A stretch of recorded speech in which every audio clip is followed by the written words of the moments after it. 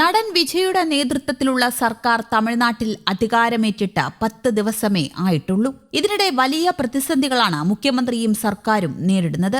AIDMKയിൽ നിന്നും പിന്തുണയുമായി എത്തിയ MLAമാരെ സർക്കാരിന്റെ ഭാഗമാക്കുന്നത് സംബന്ധിച്ചാണ് പുതിയ പ്രതിസന്ധി. AIDMK സഖ്യത്തിൽ പ്രവേശിച്ചാൽ സർക്കാരിനുള്ള പിന്തുണ പുനഃപരിശോധിക്കുമെന്ന് സഖ്യകക്ഷികളിലൊന്നായ CPM പറഞ്ഞതോടെ വിഷയം വീണ്ടും ചർച്ചയാകുന്നു. AIDMK വിഭാഗത്തെ TVK സർക്കാരിന്റെ ഭാഗമാക്കുന്നത് ജനങ്ങളുടെ വിധിന്യായത്തിനെതിരെയാണെന്ന് CPM മാധ്യമങ്ങളോട് വ്യക്തമാക്കി. സഖ്യത്തിലെ AIDMKയുടെ സാന്നിധ്യം TVKയുടെ ശുദ്ധമായ ഭരണമെന്ന വാഗ്ദാനത്തിനെതിരായിരിക്കുമെന്നും CPM അറിയിച്ചു. ഇതോടെ TVKയും മുഖ്യമന്ത്രി വിജയും വലിയ പ്രതിസന്ധിയാണ് നേരിടുന്നത്. തമിഴ്നാട് മറ്റൊരു തെരഞ്ഞെടുപ്പിന് തയ്യാറാകാത്തതിനാലും ഗവർണറിലൂടെ ഭരണം BJPയുടെ കൈകളിലെത്താൻ ആഗ്രഹിക്കാത്തതുകൊണ്ടാണ് ഞങ്ങൾ TVKയെ പിന്തുണച്ചതെന്നും CPM അറിയിച്ചു. തമിഴ്നാട്ടിലെ പതിറ്റാണ്ടുകൾ പഴക്കമുള്ള ദ്രാവിഡ രാഷ്ട്രീയത്തെ തകർത്തെറിഞ്ഞ ചരിത്ര വിജയം നേടിയ വിജയ്ക്ക് കേവല ഭൂരിപക്ഷം ലഭിച്ചിരുന്നില്ല.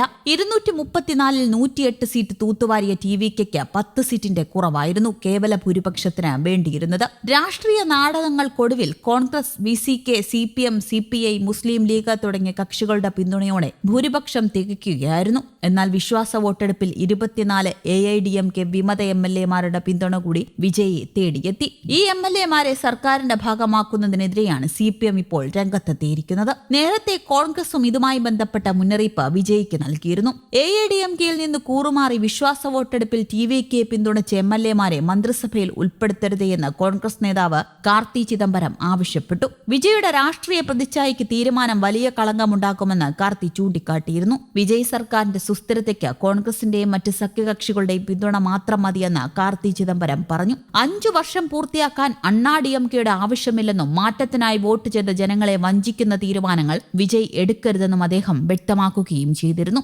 അതിനിടെ വിജയുടെ നേതൃത്വത്തിലുള്ള തമിഴ്നാട് സർക്കാർ ഏതു നിമിഷവും താഴെ വീഴാമെന്ന് DMK അധ്യക്ഷൻ MK സ്റ്റാലിൻ പറയുന്നു. സംസ്ഥാനത്ത് ഇടക്കാല തെരഞ്ഞെടുപ്പിന് സാധ്യതയുണ്ടെന്നും അതിനായി പാർട്ടി അണികൾ സജ്ജരാകണമെന്നും മുൻ മുഖ്യമന്ത്രി കൂടിയായ സ്റ്റാലിൻ ആഹ്വാനം ചെയ്തിട്ടുമുണ്ട്. 2029 ലോക്സഭാ തെരഞ്ഞെടുപ്പിനൊപ്പം തമിഴ്നാട്ടിൽ വീണ്ടും ഒരു നിയമസഭാ തെരഞ്ഞെടുപ്പിന് സാധ്യതയുണ്ടെന്നാണ് സ്റ്റാലിൻ ജില്ലാ സെക്രട്ടറിമാരോട് പറഞ്ഞത്. തെരഞ്ഞെടുപ്പ് പരാജയത്തിന്റെ പൂർണ്ണ ഉത്തരവാദിത്തം ഏറ്റെടുക്കുന്നതായും സ്റ്റാലിൻ പറഞ്ഞിരുന്നു. തമിഴ്നാട്ടിൽ ഉദയസൂര്യൻ ഒരിക്കലും അസ്തമിക്കില്ല.